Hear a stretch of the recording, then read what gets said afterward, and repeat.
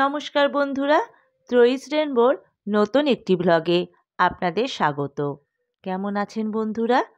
শিবরাত্রির আগের দিন রাতে মৌলির শরীরটা একটু খারাপ হয়ে গিয়েছিল বলে ও হস্টেল থেকে বাড়ি চলে আসলো।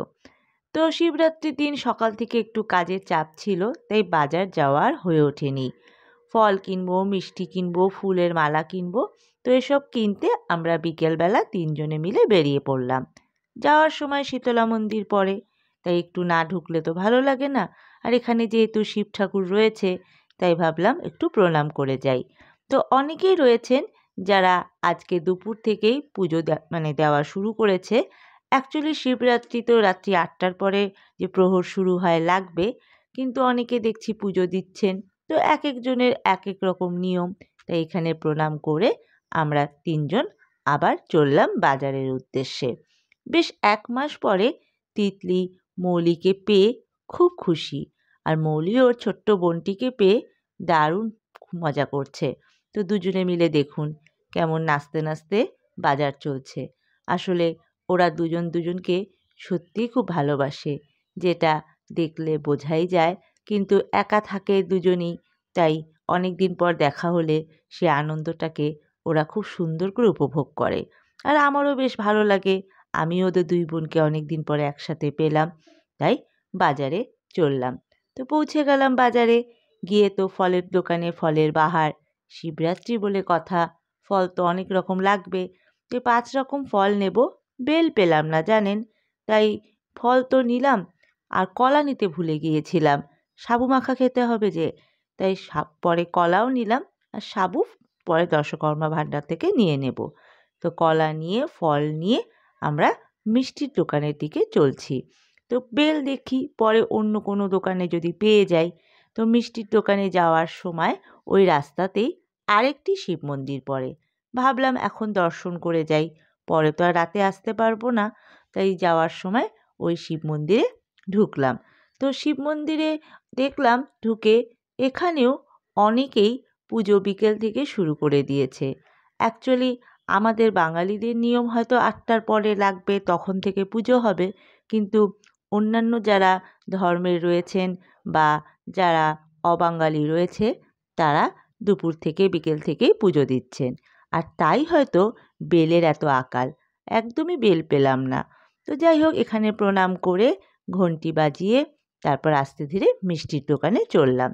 তো এখানে ভ্যারাইটি মিষ্টি, মিষ্টি দেখলে তো সত্যিই খুব ভালো লাগে, মিষ্টি খেতেও খুব ভালোবাসি আমি, কিন্তু উপোস যে। কিন্তু তিতলি আর মৌলি এরা মিষ্টি নিল। তো সিঙ্গারা তিতলি খেতে খুব ভালোবাসে, তাই তিতলি সিঙ্গারা নিল, আর আমি ঠাকুরের জন্য সন্দেশ নিলাম। সব মিলিয়ে মিষ্টি নিয়ে আস্তে ধীরে মিষ্টির দোকান থেকে বেরোলাম। তো মিষ্টির দোকান থেকে বেরিয়ে আস্তে ধীরে আমরা চলছি দশকর্মা ভাণ্ডারে। তো দশকর্মা ভাণ্ডার থেকেও অনেক জিনিস নিতে হবে, তাই হাঁটি হাঁটি পা করে দশকর্মা ভাণ্ডারের দিকে চললাম। ওখান থেকে ঠাকুরের জিনিস, ঠাকুরের মালা, তারপর দুধ, ঘি এসব নিলাম। তো আমাদের খুব পরিচিত স্বপন কাকুর দোকান, এখান থেকে সব কিছু নিয়ে তারপর মৌলিকে আর তিতলিকে টোটোতে উঠিয়ে দিলাম। ওরা আর হাঁটবে না, খিদেও নাকি পেয়েছে তিতলির, তো সেই সব কারণে ওরা টোটোতে চলে গেল। আমি উল্টো পথে স্কুল গেটের সামনে গেলাম। ওখান থেকে ফুলের মালা নেব, আর দেখি যদি আমি বেল পাই। তো যাই হোক, কপাল খুব ভালো, আমি ফুলের মালা তো পেলামই, সাথে বেলের দোকান পেলাম। তো বেল যেটা আমরা অ্যাকচুয়ালি কচি বেলটাই দিই বোটা সমেত, কিন্তু সেটা পেলাম না। তো যাই হোক, দুধের স্বাদ ঘোলেই মেটাতে হবে, আমরা সাধারণত পাকা যে বেল সেটাই পেলাম, এবং সেটা নিয়েই আস্তে ধীরে বাড়ি আসতে হলো, কারণ এরপরে হয়তো এটাও পাবো না। তাই বেল নিয়ে ফুল নিয়ে গুটি গুটি পায়ে বাড়ির পথে চললাম। অনেক কিছু গোছাতে হবে, 8টা প্রায় বাজতে চললো, এবার গুছিয়ে পুজোতে বসতে হবে, তাই দেরি না করে বাড়ি পৌঁছে ফুল বেলপাতা সব ঠিক করলাম। সকালে পাঞ্চালি ফুল বেলপাতা আমাকে দিয়ে গিয়েছিল, আর মৌলি তিতলিও কিছু ফুল জোগাড় করেছিল। আস্তে ধীরে সাজিয়ে গুছিয়ে পুষ্পপত্রটা সাজালাম। এছাড়া আরও কিছু আনুষঙ্গিক জিনিসপত্র রয়েছে যেগুলো সাজাতে হলো। 5 রকম ফল সাজালাম। এর সাথে সাথে মিষ্টি সন্দেশ যেগুলো রয়েছে সেগুলো সাজালাম। ঘিয়ের প্রদীপ, তেলের প্রদীপ সাজালাম। আর তার সাথে 5 রকমের ফল তো রয়েছেই। তো বেল একটাই নিয়ে আসছিলাম, তো আমি ওটাই দেব আর মৌলি বাকি 5টা ফল মিলিয়ে দেবে। তো সব মিলিয়ে ফল সাজিয়ে ফলগুলো ধুয়েও রাখতে হয়েছিল। তো সব করে টোরে আস্তে ধীরে আমি পুজোতে বসলাম। তো পুজোতে বসার আগে মৌলি যেহেতু উপোস, ও ঠিকঠাক করে যতটুকু পারল গুছিয়ে নিল। আর তিতলি পুজোতে বসবে না, যদিও উপোস না, কিন্তু তবুও বললাম যে শিবরাত্রিতে কিছু হবে না, নিরামিষ খেয়েছিস, অঞ্জলি দিতেই পারবি, পুজো দিতেই পারবি, অন্তত একটা ফুল ঠাকুরকে দে। না, ও শুধু শাঁখ বাজাবে। বেশ ভালো কথা, ও আমার পাশে বসলো, আমিও সব গুছিয়ে নিয়ে বসলাম। এবার আস্তে ধীরে পুজো শুরু করলাম। তো এইভাবে ঠাকুরকে নিচে সাজালাম, কারণ ওপরে যেখানে আমার ঠাকুর থাকে সেখানে আমি এইভাবে গুছিয়ে পুজো দিতে পারবো না, জায়গা একটু কম, তাই নিচেই আমাকে ঠাকুরকে নিয়ে সব কিছু নিয়ে সাজাতে হলো। তো যথারীতি আমি বসলাম, তিতলিও আমার পাশে বসলো। ও বেশ ভালো শাঁখ বাজায়। তো যাক, তাও তবু তো মানে ঠাকুরের সামনে বসবে তো শাঁখ বাজানোর উদ্দেশ্যে, তো ভাবলাম একটু তো বসুক, যে চঞ্চল মেয়ে আমার। তারপরে তিতলিও পাশে বসলো, মৌলিও বসলো, সবাই মিলে আস্তে ধীরে পুজো শুরু করলাম। তো প্রথমে ঘি, মধু, দই এসব মাখিয়ে তারপরে আমি আস্তে ধীরে দুধ জল দিলাম।